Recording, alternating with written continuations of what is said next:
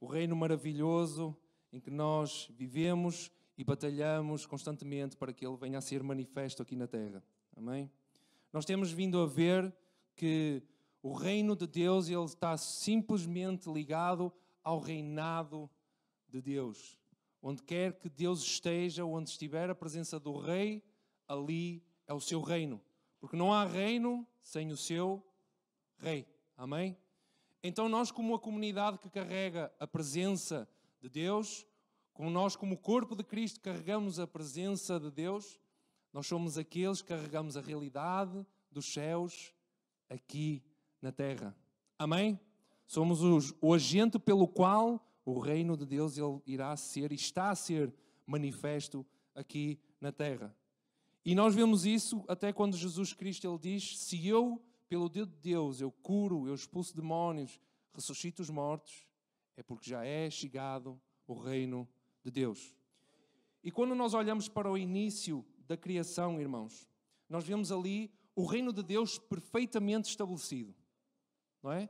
O homem se subjugava a Deus, a criação se subjugava ao homem, porque foi essa a vontade de Deus. Amém? A criação olhava para o homem e se subjugava porque foi essa a vontade de Deus. E quando nós olhamos para o ser humano, Adão e Eva, eles só tinham uma realidade ali. Eles só tinham uma realidade, uma cosmovisão. O que é cosmovisão? Cosmovisão é tudo, todos os conceitos, todos os preceitos e toda a noção da realidade que nós temos, que nos rodeia. E Adão e Eva só tinham uma realidade, que era a do reino de Deus, a presença do Pai ali naquele lugar. Mas como todos nós sabemos, essa realidade ela foi rasgada, ela foi quebrada através do pecado, da desobediência a Deus de Adão e Eva. E a palavra de Deus diz que abriram-se os olhos de Adão e Eva. Mas abriram-se a quê? Será que Deus estava a esconder algo que não queria revelar ao ser humano? Os olhos foram-se abertos a uma nova realidade, à realidade sem Deus. A uma nova realidade sem o reino de Deus. Então nós concluímos que, de facto, estava a querer dizer é que os seus olhos eles foram fechados àquela realidade que eles conheciam até então. Os olhos do ser humano ele foi fechado à presença de Deus, ao reino de Deus, e passaram a ver uma realidade fora da presença de Deus. Então o pecado ele deturpou toda a realidade que eles conheciam até então, e hoje em dia, continuamente, a nossa natureza pecaminosa nos tenta puxar para essa cosmovisão, essa realidade fora da presença de Deus. Amém? Paulo ele fala um pouco do que é essa realidade. Em Efésios, no capítulo 2, verso 1 e 2, Paulo diz assim: Ele vos deu a vida, estando vós mortos nos vossos delitos e pecados, nos quais andastes anteriormente, segundo o curso deste mundo, segundo o príncipe da potestade do ar, do espírito que agora atua nos filhos da desobediência. Irmãos, quando Paulo está a falar isto, ele está a mostrar como é que era a nossa realidade anteriormente a nós conhecermos a Deus, a nós conhecermos a Cristo. Nós andávamos nos nossos pecados e nos nossos delitos, estávamos mortos. E através da morte de Jesus Cristo, como nós cantamos aqui no louvor, nós renascemos uma nova criatura e nós temos agora essa realidade alterada. E quando Paulo fala aqui sobre mundo, ele não fala sobre a criação, ele fala sim a palavra aion, que significa tempo, século, era. Ou seja, quem governa esta era, quem governa este presente século é Satanás. Mas porquê que é Satanás e não é Deus? Quando nós olhamos a desobediência do ser humano, quando nós olhamos a decadência do ser humano e quando nós pensamos, a nossa mentalidade, ela faz com que nós tenhamos as atitudes certas ou erradas. Ou seja, a mentalidade, ela modela o comportamento. E todo o comportamento que nós temos dá autoridade espiritual. Se nós temos a mentalidade do reino, nós atuamos segundo as leis, os preceitos e os conceitos do reino e nós damos autoridade ao Espírito de Deus de atuar aqui na terra. Mas os filhos da desobediência, como estão fora da realidade do Pai, fora da realidade do reino de Deus, eles têm as atitudes de desobediência ao Pai e então eles dão autoridade espiritual a quem? Ao inimigo de atuar aqui na terra. Mas a boa notícia é que o reino de Deus ele veio e invadiu esta era. Amém? Este presente século. Ele invadiu esta realidade através de quem? Através de cada um de nós que estamos dentro dessa cosmovisão. Amém? E quando João fala, não ameis o mundo o que ele está a dizer não é, não ameis a criação, não ameis o planeta, não ameis a criação que foi feita por Deus. É, não ameis este presente século. Não ameis os preceitos e os conceitos deste presente século. Amém? Porque se nós continuamente vivemos em desobediência, nós vamos estar a dar autoridade a Satanás de governar este século. E toda a história bíblica, se nós formos a ver, desde Gênesis até Apocalipse, há um tema central, que é Deus querer habitar de novo no meio do homem e restaurar todas as coisas como era no início, no jardim do Éden. Amém? E continuamente vai ser assim até o nosso rei voltar. Amém? Mas então há estas duas realidades. A realidade fora da presença de Deus, fora do reino, e a realidade dentro do reino. Mas como é que nós temos então acesso a esse reino? Como é que nós vemos e entramos nesse reino? Tendo nós esta natureza pecaminosa. Porque nós sabemos que, como Gálatas fala, a nossa tendência pecaminosa está sempre a combater com a tendência espiritual na nossa vida. O primeiro ponto que eu quero trazer é que em João, no capítulo 3, verso 13, diz que ninguém jamais subiu ao céu, a não ser o Filho que de lá veio, o Filho do homem. Então, o primeiro ponto é que ninguém poderia dizer o que é o reino, como procede o reino, a não ser o próprio Jesus que veio de lá do céu. João, no capítulo 3, diz que ninguém subiu lá ao céu, foi ver o que era o céu, foi ver o que era o reino e veio aqui falar e pregar esse reino. Só Jesus Cristo é o único, porque Ele é de lá. Ele veio de lá. Amém? E neste capítulo de João 3 é interessante que há uma conversa entre um mestre da lei, um sábio mestre da lei, um fariseu, que era autoridade entre os judeus, Nicodemos. Entre Nicodemos e Jesus, apresenta-nos aqui em João 3 um diálogo entre eles os dois. Jesus fala que quem não for nascido de novo não poderá ver o reino de Deus. E até o Nicodemos, ele interroga Jesus. Com tanta sabedoria que ele tinha, com o mestre da lei que ele era, ele perguntou, mas vou eu agora, já velho, entrar no ventre da minha mãe e nascer outra vez? Ou seja, nem ele, com toda a sua sabedoria, ele estava a entender o que Jesus Cristo estava a querer dizer. Mas o que Jesus estava a querer dizer era que o novo nascimento é a regeneração de todo o nosso homem interior. Amém? Quando nós nos recordamos dos famosos discursos de João e do próprio Jesus, arrependam-se, pois o reino de Deus está próximo. Amém? Este arrependam-se é a palavra grega metanoia, que quer dizer mudança de mentalidade. E quando diz que ele está próximo, ele está tipo a um palmo de distância de tu conseguires ver o reino. Mas enquanto a tua mentalidade não mudar, tu nunca conseguirás ver o reino. Era isto que eles estavam a pregar. Então, quando nós somos nova criatura, quando a nossa mente ela se altera, os nossos olhos se abrem e nós começamos a ver o reino de Deus. É verdade que nós conseguimos, por variedades de testemunhos, ver as maravilhas, os milagres de Deus a acontecerem. Mas enquanto nós não mudarmos a nossa mentalidade, nós não vamos ver o reino de Deus, aquela cosmovisão como era no início das coisas, como Adão e Eva tinham. Nós nunca iremos conseguir ver isso. Iremos sempre ver pela vida dos outros e não pela nossa própria vida. Então é necessário esta mudança de mentalidade. Porque a realidade é que muitos pensam que o reino de Deus ele vem de fora para dentro. Mas ele começa aqui dentro, regenera o homem e abre os nossos olhos e nós conseguimos ver o que está cá fora. Então a partir dessa metanoia, desse arrependimento, dessa mudança de mentalidade, nós começamos a passar a ter a cosmovisão que Adão e Eva tinham no início de tudo, dentro do reino de Deus.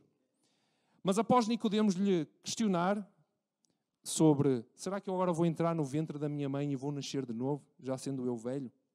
Jesus Cristo responde-lhe de uma maneira diferente, que é necessário nascer da água e do Espírito para entrar no reino de Deus. Primeiramente ele falou, arrependam-se, porque está próximo o reino de Deus e é preciso nascer de novo, ou seja, uma mudança de mentalidade para ver o reino de Deus. Mas para entrar é necessário nascer da água e do Espírito. A água na Bíblia tem sempre significado de purificação. E a água que Jesus Cristo está aqui a falar é a própria palavra de Deus. Ou seja, nós precisamos nascer da palavra e do Espírito para entrarmos no reino de Deus. Certa vez Jesus Cristo ele estava incomodado e censurou os escribas, que são os intérpretes da lei, a dizer que eles haviam tomado para si mesmo a chave do conhecimento. E nem eles entravam, nem deixavam ninguém entrar no reino.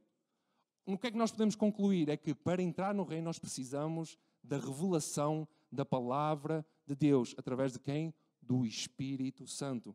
É o Espírito Santo que nos ilumina para que as Escrituras elas venham ser reveladas para nós podermos entrar no reino de Deus. Ruizão, mas eu não tenho paciência para ler isto. Mano, só com isto é que nós vamos adentrar no reino de Deus.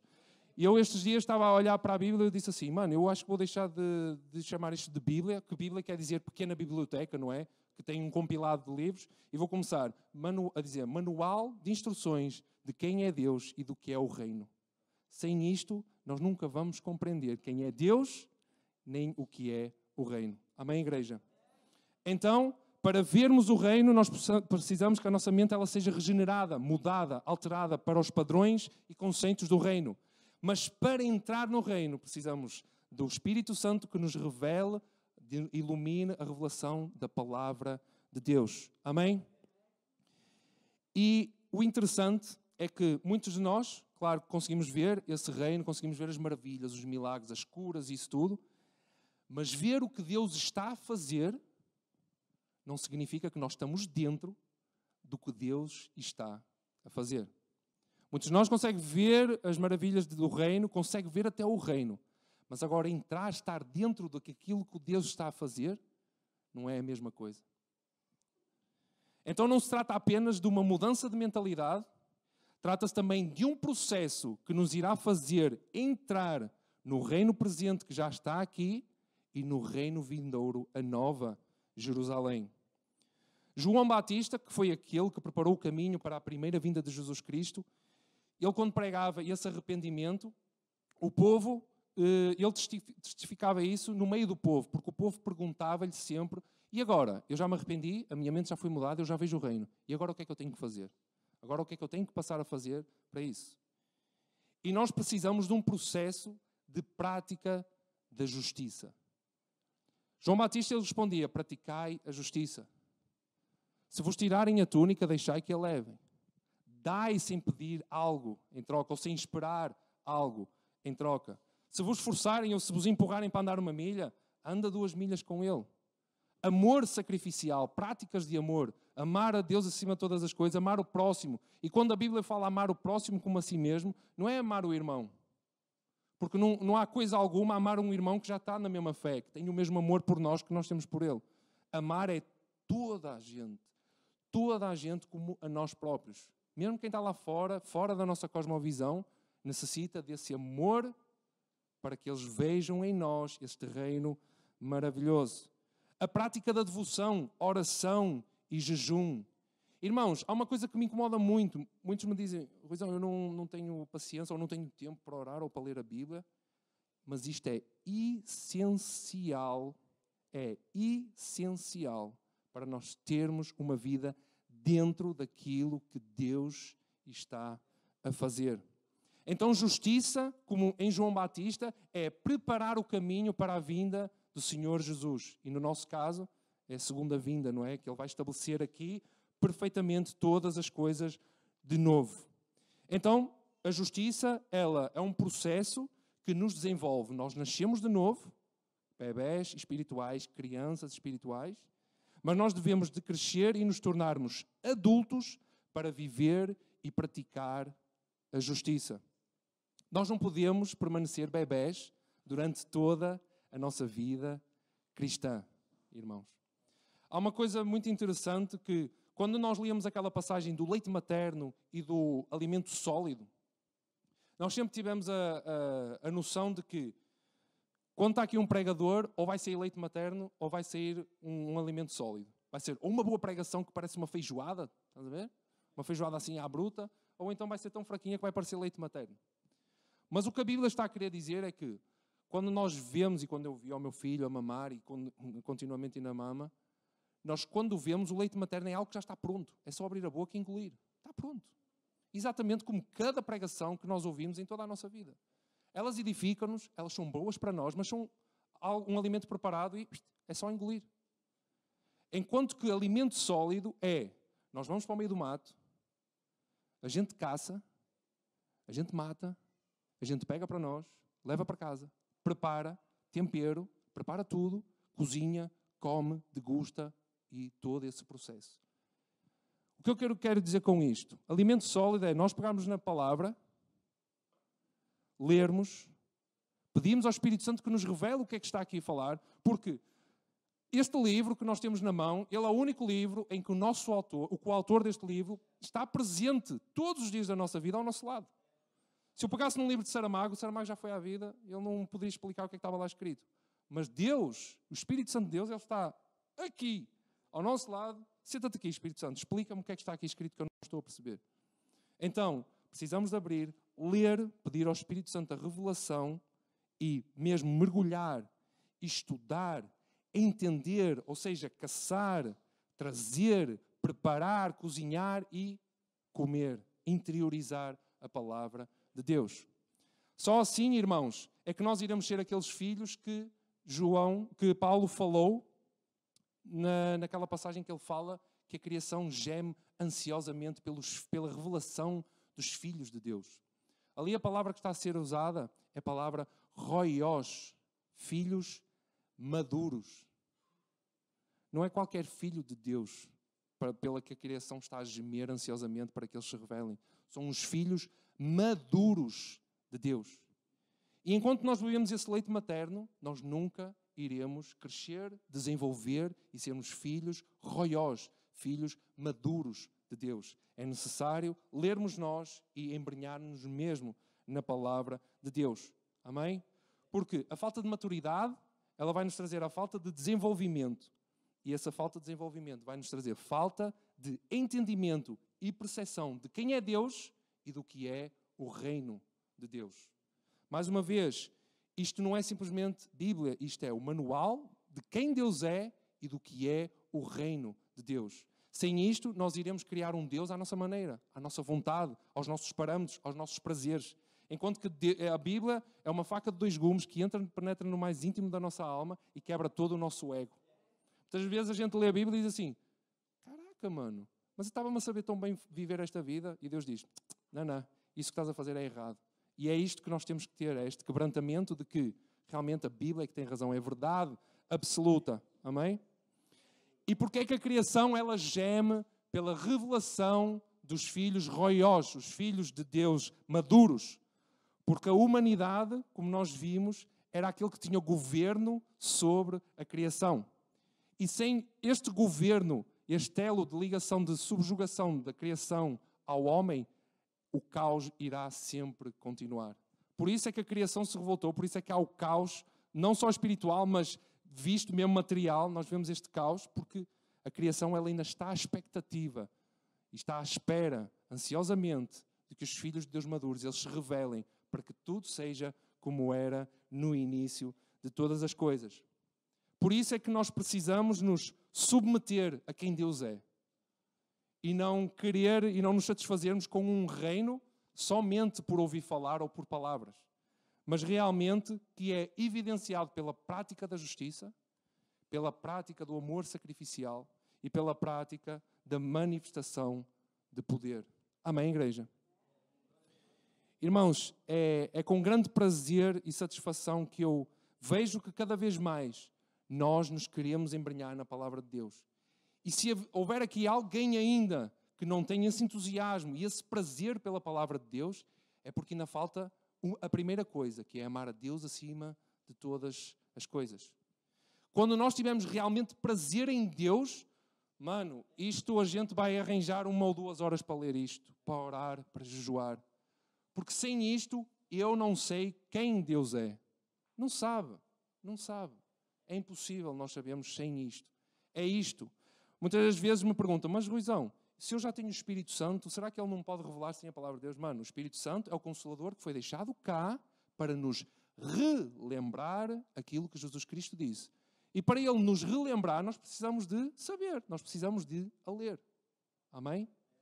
Então, irmãos, que nós possamos ter este amor ardente, primeiramente por Deus, Porque eu, no meu início, também não tinha aquela vontade de ler a palavra, mas a partir do momento que Deus penetrou no mais íntimo do meu coração e disse: Ruizão, é comigo que tu tens de viver, eu precisei de saber quem Deus era através disto. Amém? Então, nós conseguimos ver este maravilhoso reino de Deus através da nossa mudança de mentalidade. Entramos no reino de Deus através da palavra, da revelação da palavra, através do Espírito Santo. E toda a nossa regeneração interior, ela vai ser manifesta para que possa haver a autoridade do reino e a manifestação do reino aqui na terra. Amém? Esta é a principal missão de cada um de nós. Se nós fazemos muita coisa para Deus, que eu acredito que façamos, e eu toco, eu canto, eu prego, eu estudo, eu dou aulas, mas tudo isso, se eu não tiver isto e Deus bem assente na minha mente e no meu coração, isso não vale de nada, vale zero. Nós podemos fazer muito, mas se nós não sabemos para quem é que estamos a fazer, de que vale tudo isso? Porque nós não sabemos se estamos a fazer bem ou errado. Amém, irmãos? Então que nós possamos ir para casa e meditar um pouco nisto, porque esta é a vontade de Deus, este é o desejo de Deus, habitar de novo no meio dos seus filhos maduros para que todas as coisas elas venham a ser restauradas como era no início dos tempos. E que nós possamos viver esta cosmovisão, esta visão que Paulo disse até. Mano, eu quando entrei nesta visão, eu não consegui largar mais esta visão do reino. E é isto que nós desejamos para cada um de nós, filhos de Deus maduros. Amém? Pai, eu te louvo e te engrandeço, Senhor, por que tu tens nos levantado e nos tens ajudado, Senhor, a compreender cada vez mais de quem tu és, de como é que é o teu reino, Senhor. Paizinho, eu te louvo e te engrandeço porque o teu nome ele é exaltado sobre todo o nome, Senhor. E não há nada melhor do que viver dentro do teu preceito, dos teus conceitos, da tua realidade, do teu reino. Se há alguém aqui, Senhor, que ainda não tem essa satisfação, Pai, sobre o teu evangelho, de ler a tua palavra, de orar, de jejuar, de estar dentro dos teus preceitos, de tudo o que é o conceito do reino, Deus, que tu possas manifestar-te no seu coração, fala ao seu coração, olha e vê o seu coração quebrantado, para que a honra e a glória do teu nome e a honra e a glória do teu reino, ela venha a ser manifesta através de cada uma das vidas que aqui está, Senhor. Que nós possamos viver intensamente o reino de Deus, porque nós, Senhor, nós iremos um dia para a Nova Jerusalém, mas nós precisamos de conhecer o reino que está aqui agora, para que ele possa ser manifesto e trazer aqueles que estão perdidos na cosmovisão fora da tua presença, para que venham a estar dentro dos teus preceitos outra vez, Pai. Em nome do teu Filho amado Cristo, eu te louvo, te agradeço. Amém. Obrigado, irmãos, pela oportunidade. Amém.